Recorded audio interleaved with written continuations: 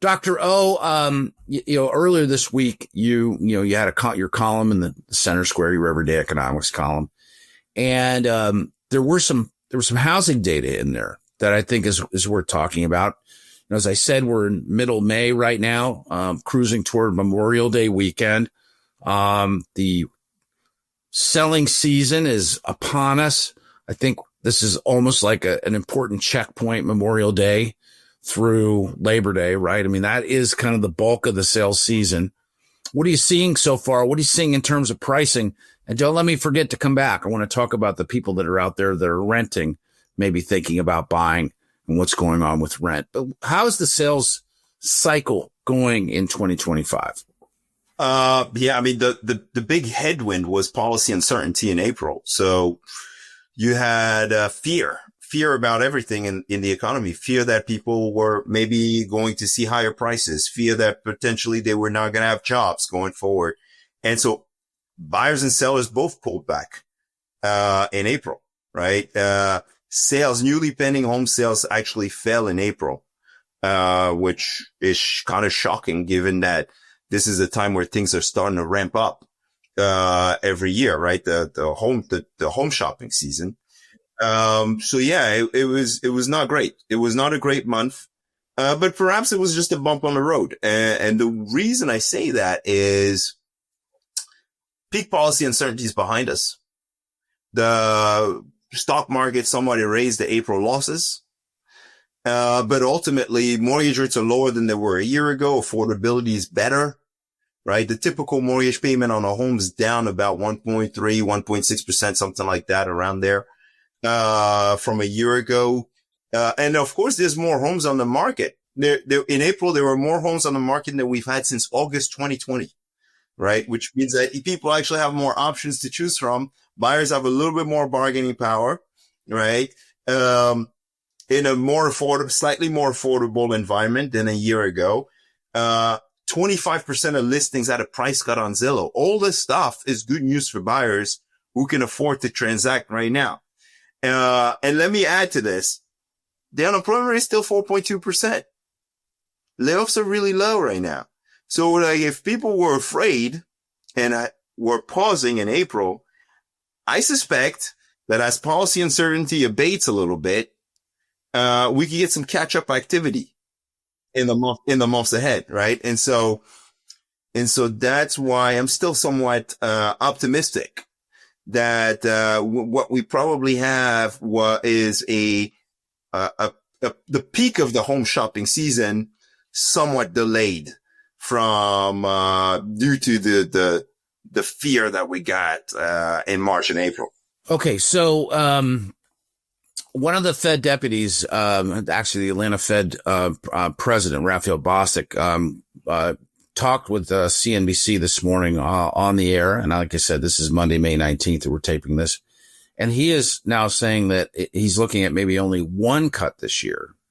And didn't really point to like when that might happen. You and I were talking earlier that you thought that the very next cut might be coming in September. So the people who are kind of hanging out waiting for rates to go their way might be waiting unnecessarily or with no actual payoff to come. I mean, it's TBD, of course. Yeah, I mean, look, here's the reality is that the Fed just doesn't know where the economy is headed right now. They're flying blind. They need something to come from Washington, D.C. We need resolution on policy, on fiscal policy. Once we have resolution on fiscal policy, we'll be able to figure out where the economy, or at least we'll try to estimate what the impact is going to be and be able to forecast where the economy could be headed. And so that's when when you hear the Fed chair talk about uncertainty, that's what this is. They're kind of flying blind. They know where we are right now and they're trying to get ahead of where we're going. But in order to get ahead of where we're going, we need to know what policies will be in place so that we can actually forecast where the economy is going to go. And right now that's not possible. Right.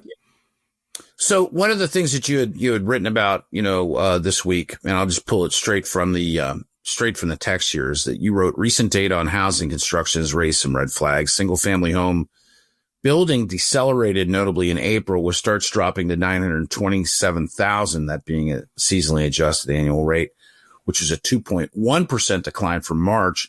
But then you go on to write, and a worrying 12% below April 2024 levels. We've kind of talked about the reasons why, economic uncertainty, maybe it's a little bit of slowing demand. You got some rising inventory. That's right. Rising inventory. That's right. But let's talk about rent, because, for those people that are kind of on the, sort of on this fence about, maybe they're getting their career going and it's like, hey, I got to sign another lease, or maybe do I buy this year or whatever.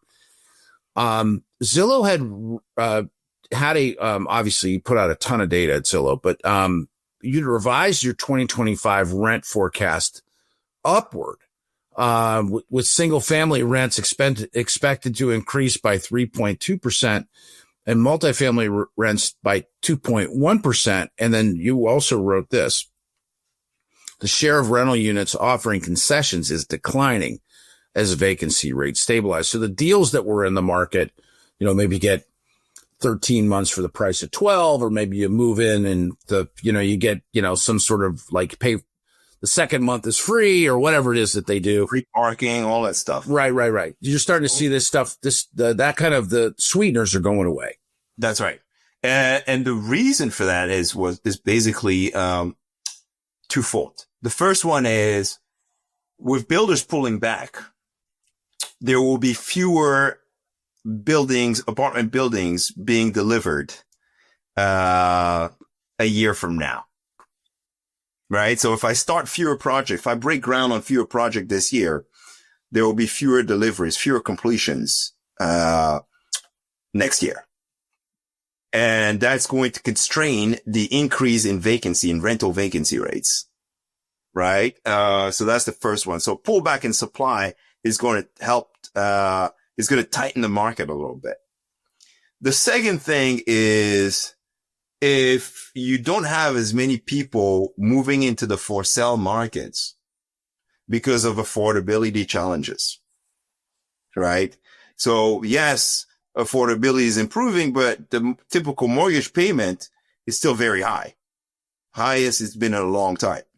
And so you have renters are aging in place. They're getting older. I think the typical renter is now 42 years old compared to 30 something, 20 years ago. So like things are changing in a sense that renters are staying in place, renting for longer, and that not as many renters are able to go out and buy a house.